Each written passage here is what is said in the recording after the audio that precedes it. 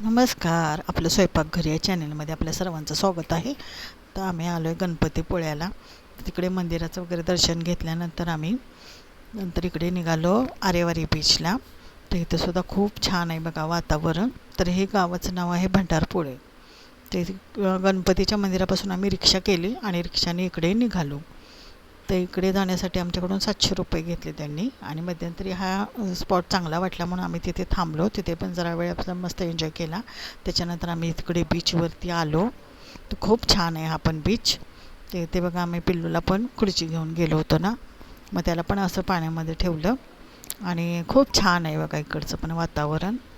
तर तुम्हाला हा व्हिडिओ आवडला तर लाईक करा, शेअर करा, सबस्क्राईब करा. धन्यवाद.